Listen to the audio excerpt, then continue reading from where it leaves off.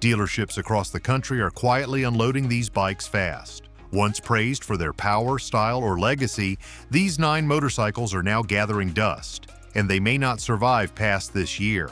Here are the bikes nobody's buying so you can buy them extremely cheap. Number 9. Kawasaki W8. It was built to look like a time machine, but today the W8 feels more like a relic than a revival. The classic British-inspired silhouette may turn heads in passing, but under the surface, this bike has not evolved to match modern rider expectations. It is powered by a 773 cubic centimeter air-cooled vertical twin engine that delivers 47 horsepower and 46 pound-feet of torque. Those numbers might have sounded solid in earlier decades, but in 2025, they barely compete. Riders accustomed to smoother throttle response and stronger acceleration are walking away from the W8, especially as lighter, more powerful bikes flood the retro market. The W8 tips the scales at 498 pounds, making it one of the heavier bikes in its category without offering performance or touring comfort in return. It features a 5-speed transmission, traditional telescopic front forks, and dual rear shock suspension, but none of these elements deliver the refined ride that competitors like Triumph or Royal Enfield now offer. The braking setup includes a single 270mm front disc and a rear 272mm disc with standard anti-lock braking systems, which are adequate but unremarkable. The lack of cornering assistance or traction control systems reinforces its old-school limitations rather than providing confidence for modern road demands. At a starting price of $10,000, the W8 faces even more scrutiny. That kind of price point suggests premium features, yet this bike lacks adjustable suspension, ride modes, or any real technological aids. The instrumentation is entirely analog with minimal display feedback. Storage options are non-existent, and long-distance comfort is compromised by the firm seat and basic shock setup. Even the riding ergonomics, which include a 31.1-inch seat height and upright handlebars, feel dated when compared to the relaxed yet sportier setups found in newer retro-style motorcycles. To be fair, the W8 still finds appreciation among purists who prefer the raw, mechanical nature of an unfiltered motorcycle. Its paint finish and detailing are respectable, and the exhaust note has a classic tone that echoes simpler riding days. Yet for the average rider in 2025, this bike falls short of offering real value. With superior alternatives now available at lower prices or with more features, the W800 finds itself in an awkward position. Too expensive for beginners, too basic for experienced riders, and too outdated for the evolving cruiser market. And while Kawasaki banks on nostalgia, another manufacturer is learning that even performance can't save you when comfort fails. We've researched these bikes in depth to bring you the truth. If you want more insights into the changing motorcycle market, don't forget to like and subscribe so you never miss out. Number 8. Harley-Davidson Sportster S. There was a time when Harley-Davidson could count on the Sportster name to bring in loyal buyers generation after generation. But in 2025, the reimagined Sportster S is struggling to find its place. This model was meant to usher in a new era, boasting the Revolution Max 114 engine that puts out 121 horsepower and 94 pound-feet of torque from a 1,252 cubic centimeter V twin setup. It sounds impressive, and on paper it should be, but that's not the whole story. Weighing in at 502 pounds, the bike is not overly heavy by Harley standards, but the ergonomics are a mismatch for many riders. Taller individuals in particular report discomfort after even short rides due to the bike's low handlebars and cramped foot positioning. While this setup might appeal to urban riders looking for a muscular street fighter posture, it fails to offer the relaxed riding stance most cruiser fans expect from the brand. The riding triangle is compact, almost sport bike-like, which contradicts Harley's long-distance legacy. The styling is polarizing. With a short tail section, high-mounted exhaust pipes, and minimal chrome, the Sportster S takes on a stripped-down, aggressive look. While younger riders might appreciate its unique silhouette, longtime Harley owners are turned off by the lack of classic design elements. This is a machine that seems more at home outside a cafe than at a cross-country rally. Riders looking for a comfortable saddle for long hauls will be disappointed. From a technology standpoint, the Sportster S does take a leap forward.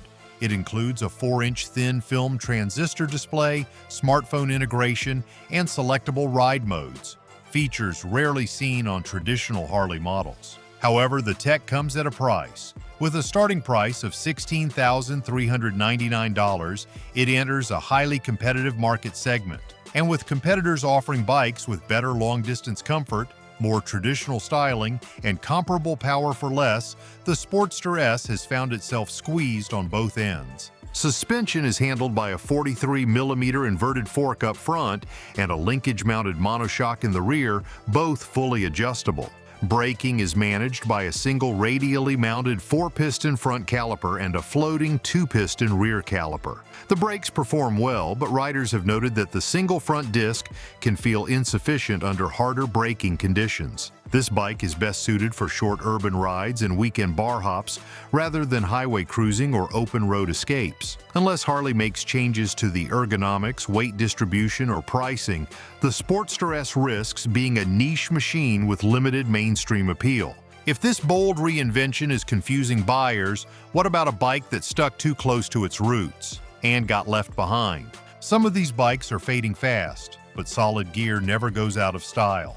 Check the description for our trusted helmets, gloves, and jackets. Number 7. Yamaha Bolt. For years, riders were drawn to a certain kind of motorcycle, one that was stripped down, raw, and purposefully minimal. That's where the Yamaha Bolt once stood proud. It offered no gimmicks, no unnecessary tech, and no distractions. Just a clean design and a low seat height meant to capture the essence of a bobber without breaking the bank.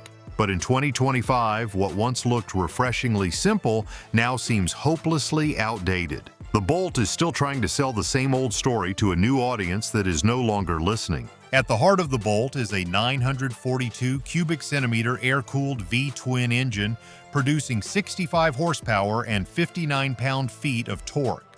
While it delivers solid low-end grunt, especially in city riding, the performance quickly plateaus. It lacks high-end punch and has little to offer once you leave stop-and-go traffic behind. The 5-speed transmission feels clunky by modern standards, and vibrations become noticeable on longer highway rides. This is not a motorcycle built for distance or dynamism. It's a short-haul cruiser in a world increasingly demanding versatility. Its chassis design sticks to a classic double-cradle frame with a conventional telescopic fork in the front and twin shocks in the rear. But the rear suspension travel is just 2.8 inches, and that means the ride becomes harsh over imperfect roads. The front brake uses a single 298mm disc with a 2-piston caliper, and the rear is a single 298mm disc as well. There's no anti-lock braking system standard in most trims, which feels unacceptable for today's safety expectations. At 446 pounds wet, the Bolt is manageable but hardly light for its class. Ergonomics are another sticking point. With mid-mounted controls and a cramped saddle, taller riders will feel squeezed. The riding posture begins to wear thin after about 30 minutes on the road. There is no windscreen, no real storage options, and very little in the way of creature comforts. Even its digital instrumentation feels rudimentary. There's no smartphone connectivity, no rider modes, no traction control. It is, in essence, a motorcycle frozen in time. With a starting price of $8,500, the Bolt might still catch the eye of new riders looking for an affordable way into cruiser culture, but it's no longer the obvious choice. Competitors are now offering better suspension, more advanced technology, and equal or better power for the same money. Unless Yamaha reinvents this platform from the ground up, the Bolt will remain a relic gathering dust on showroom floors. And if Yamaha's simplicity is getting ignored, what happens when Ducati's style-first strategy runs out of steam? Number 6. Ducati Scrambler Icon. Once celebrated for its playful character and city-ready charm, the Scrambler Icon is now finding itself at the edge of extinction. It still manages to draw attention with its stripped-down, retro-inspired styling and signature yellow tank, but beneath that visual appeal lies a machine that is simply being outclassed in 2025. In an era when motorcycles are getting smarter, smoother, and more adaptable, the Scrambler Icon is stuck in time, and buyers are starting to walk away. At its core, the Scrambler Icon uses an air-cooled 803 cubic centimeter V twin engine that produces 73 horsepower and 48 pound-feet of torque. While this setup is adequate for daily riding and occasional fun, it no longer impresses experienced riders looking for a well-rounded package. Engine vibrations become especially noticeable at higher speeds, contributing to rider fatigue during longer rides. Worse still, the throttle response feels raw and outdated compared to more refined middleweight offerings from brands like Triumph and Yamaha. The suspension setup consists of a non-adjustable 41mm front fork and a rear monoshock with preload adjustability, but the overall feel is underwhelming. Road imperfections are transmitted directly to the rider, especially over rough pavement. The braking system includes a single 330mm disc up front and a 245mm disc in the rear, both supported by dual-channel anti-lock braking system. While this setup offers decent stopping power, it lacks the confident bite and feedback of higher-end systems found on competing bikes. Tipping the scales at 417 pounds, the Scrambler Icon is lightweight enough to maneuver easily in urban environments. It has a seat height of 31.1 inches, making it accessible to a wide range of riders. However, the ergonomics feel cramped for taller riders, and the flat seat offers little comfort on extended trips. The minimal wind protection also adds to fatigue, limiting the bike's long-distance appeal. Technologically, the bike continues to fall behind. It still uses a basic liquid crystal display for its instrumentation and does not include ride modes, cornering anti-lock braking system, or traction control, features that are increasingly standard in this price range. And with a starting price of $11,395, the Scrambler Icon struggles to justify its cost. Competitors like the Yamaha XSR 700 and Triumph Street Twin deliver more performance and better tech at similar or lower prices. But while Ducati's problems lie in aging tech, another brand is falling behind because they never updated the basics. Number 5. Royal Enfield Meteor 350. For years, the Meteor 350 positioned itself as the ideal entry-level cruiser, promising vintage aesthetics, a relaxed riding stance, and accessible performance. At first glance, it seems to deliver on that vision, especially with its low-slung seat, simple analog digital gauges, and nostalgic tank badging.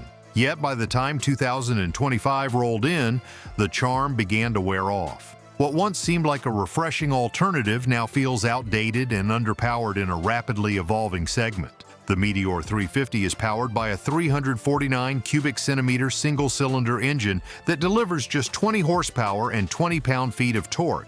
While it may seem sufficient for casual city cruising, these numbers leave much to be desired for anyone looking for versatility or excitement. Riders often describe the throttle response as lethargic and the acceleration as sluggish, particularly on highways where merging and overtaking become a chore rather than a thrill.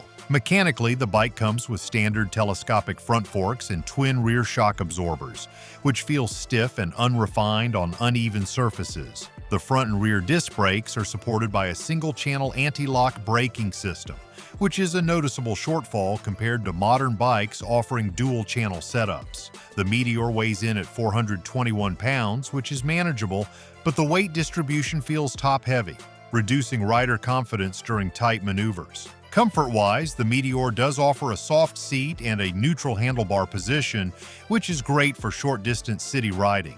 Its 30.1-inch seat height makes it approachable for shorter riders, adding to its appeal among beginners. Yet on longer rides, the lack of wind protection, basic suspension, and noticeable engine vibrations make for a fatiguing experience. Riders consistently report discomfort after an hour of continuous use, and the vibration issue is especially pronounced at higher speeds. Technology is another area where the Meteor shows its age.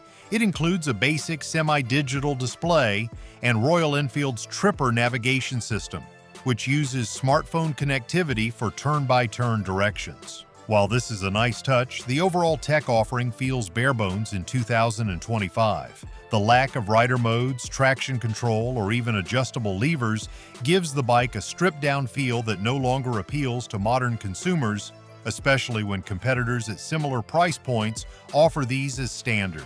The Meteor 350 starts at approximately $5,000, making it one of the more affordable cruisers on the market. However, its low price is not enough to mask its shortcomings. With competition like the Honda Rebel 300 or the Kawasaki Versys 300 offering more dynamic rides with better components and broader appeal, the Meteor is slowly fading from relevance. It now sits awkwardly between being an outdated beginner bike and a retro cruiser that lacks the performance to back up its looks. And from beginner bikes losing steam, we shift to a middleweight icon that's dangerously close to retirement.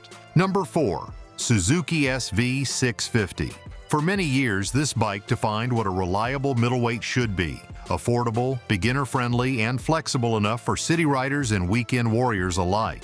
Riders praised it for its approachable nature and low operating costs, and dealerships had no problem moving units. But in 2025, that reputation is starting to wear thin. The market has changed. Expectations have changed, and unfortunately, this once beloved machine is now struggling to keep up. At its core, the SV 650 is powered by a liquid-cooled, 4-stroke V-twin engine with a displacement of 645 cubic centimeters. It puts out 75 horsepower and around 47 pound-feet of torque, which once placed it firmly in the sweet spot between beginner and intermediate. Today, however, that power feels mild compared to bikes like the Yamaha MT-07 or the Kawasaki Z650. Riders looking for spirited rides, better throttle response, or improved cornering are choosing those alternatives instead. The suspension system is also beginning to show its age. The bike uses conventional front forks and a single rear shock that can feel harsh over uneven roads, especially when ridden aggressively or over long distances. The braking setup includes dual front discs and a single rear disc with anti-lock braking system, but again, these components lack the refinement and stopping power found on newer models. The chassis still retains a steel trellis frame that keeps things lightweight, just over 434 pounds wet, but modern materials and design strategies have made this construction feel dated. What really hurts the SV 650's appeal today is its lack of rider aids. There's no traction control, no customizable ride modes, no cornering anti-lock braking system. For a motorcycle aimed at helping riders develop skills and confidence, these omissions feel like missed opportunities. The bare-bones instrument panel also does little to inspire. It's a simple LCD display that works, but does not impress. Even pricing, once a major selling point, has lost its competitive edge. With a starting price of $7,900, the SV 650 no longer undercuts the competition by much. And what little savings it offers, it sacrifices in features, ride comfort, and long-term excitement. This leaves the bike in a strange position, not advanced enough for experienced riders and not modern enough to impress new ones. Of course, not every underperforming bike is a commuter. Some are meant for speed, but miss the mark completely. Number 3. KTM 390. There was a time when lightweight sport bikes captured the hearts of new riders and track day warriors alike. The model in this position was once considered the ideal machine for spirited entry-level performance. With sharp lines, a vibrant paint job, and a low curb weight, it looked every bit the part of a high-performance racer. But in 2025, that same focused design is proving to be its biggest limitation. This bike may be built for the track, but on everyday roads, it is struggling to stay relevant. At the core of this model sits a single-cylinder engine producing 44 horsepower, delivering 27 pound-feet of torque and measuring in at 373 cubic centimeters. For a lightweight motorcycle, those numbers are respectable, but they come at a cost. The engine's high-revving character feels peaky during urban riding, and the constant need to stay in the power band creates unnecessary fatigue for commuters. It accelerates with intent, but at the price of comfort. The aggressive seating position, designed for lean angles and aerodynamics, forces riders into a hunched posture that quickly becomes punishing over longer distances. In terms of braking, this bike is equipped with a 4-piston radial front caliper and a single-piston rear caliper, both paired with a standard anti-lock braking system. Suspension duties are handled by a non-adjustable front inverted fork and a preload adjustable rear monoshock. While that setup provides rigidity on smooth racetracks, it translates into a harsh ride on real-world pavement. At just 368 pounds in dry weight, the bike handles like a feather through tight turns, but the ride quality suffers on uneven roads and potholes. The minimalistic seat padding and firm suspension work against comfort rather than with it. The technology package includes a full-color thin-film transistor display and smartphone connectivity, which is a nice touch at this price range. However, these upgrades feel more cosmetic than functional, especially when key rider aids like cornering anti-lock braking systems or advanced traction control are absent. With a starting price of approximately $6,000, it undercuts some of its more refined competitors, but it also delivers fewer features in return. The bike is best suited for weekend racers or those using it as a dedicated track machine. For everyone else, especially daily commuters or casual riders, the experience may feel more like a chore than a thrill. This motorcycle may still be carving up circuits, but if it does not evolve into something more versatile, it is at risk of becoming a niche relic in an increasingly dynamic segment. And while KTM focuses too hard on racing, Honda may have swung too far in the other direction. Number 2. Honda Rebel 1100T. You would think a cruiser labeled for touring would be purpose-built for comfort, storage, and long-haul practicality. Instead, what riders get in the Rebel 1100T is a bike that seems more suited to coffee shop commutes than cross-country adventure. The promise was clear: a modern take on long-distance cruising powered by proven Honda engineering. But the reality in the year 2025 is a bike that feels more like an experiment than a finished product. At the heart of the Rebel 1100T is a parallel twin engine lifted from the Africa Twin, producing 87 horsepower, delivering 1,084 cubic centimeters, and generating 72 pound-feet of torque. On paper, the numbers look solid for a mid-weight touring bike. In real-world conditions, however, it feels muted and slightly underwhelming, especially once you compare it to rival cruisers that deliver a more robust throttle response and torquey at lower revs. The engine is mated to Honda's dual-clutch transmission system, which allows automatic shifting without a clutch lever. While innovative, it has divided the riding community. Some love its convenience, while others find it strips the bike of a tactile, connected riding experience. Riders also have concerns with the bike's overall touring credibility. The riding position includes mid-mounted controls and a low seat height of 27.5 inches. That setup may benefit shorter riders in urban environments, but becomes cramped on longer rides. The windscreen is minimal and does little to cut through headwinds at highway speeds, adding unnecessary fatigue over time. Built-in hard saddlebags are a welcome addition, but their storage capacity is far below what most riders expect for multi-day trips. The total curb weight of 525 pounds is manageable, but the suspension does not absorb bumps as confidently as it should, especially when loaded with gear. Braking comes from a single front and rear disc setup with standard anti-lock braking system, but it feels basic for a bike positioned at this price range. The suspension uses a standard telescopic front fork and twin rear shocks, both of which struggle to provide adequate damping on rough roads.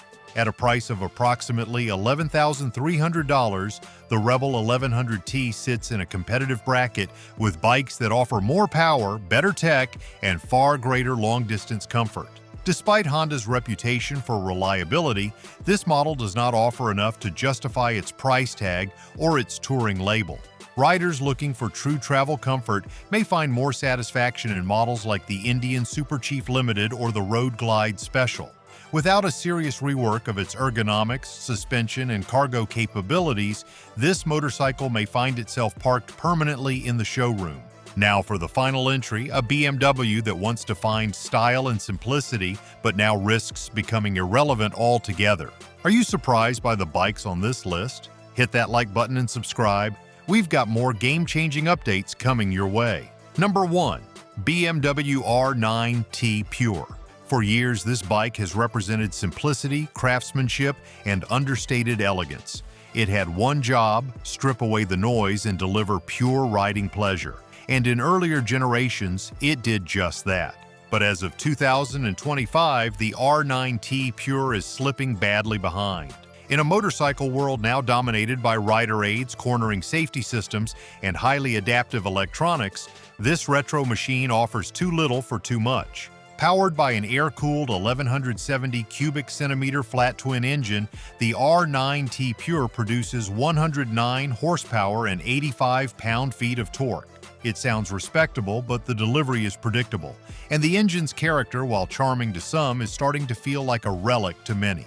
The power band is wide, but the lack of advanced ride modes, traction control, or electronic suspension tuning leaves it feeling stripped in all the wrong ways. The basic suspension setup includes a non-adjustable telescopic fork in the front and a monoshock in the rear, both of which feel adequate only on smooth pavement. Riders report a harsh response over broken roads and highway seams, which makes the Pure less enjoyable on longer rides. The brakes include dual-disc front calipers and a single disc at the rear, but while they do the job, they lack the sharpness of more modern rivals. Anti-lock braking system is standard, but it's a basic version without cornering capability. Weighing in at 482 pounds, the R9T Pure is manageable in city traffic, and its seat height of 31.7 inches is friendly for a wide range of riders. Yet taller riders often find the seating position cramped after an hour or two, and despite its stripped-down design, the bike doesn't offer much in terms of weight savings or real-world performance gains. Where it really falters is in price. With a starting cost of $10,995, it squares off against bikes like the Triumph Speed Twin and Yamaha XSR 900, both of which offer more power, better tech, and improved comfort. The R9T Pure is built with BMW's renowned quality, but that alone no longer justifies the premium. It lacks any kind of wind protection, usable storage, or rider-centric tech that today's market expects, even at entry levels. For custom builders and classic purists, the R9T Pure might still hold appeal. Its aesthetic is clean, the finishes are excellent, and it's undeniably photogenic. But that's not enough in 2025. The market has shifted, and motorcycles now need to deliver not just presence, but function. These motorcycles might be fading away, but there's always more to discover in the world of bikes. If you found this video insightful, make sure to leave a comment below, like, and subscribe. We've got plenty more content coming your way. Don't miss out.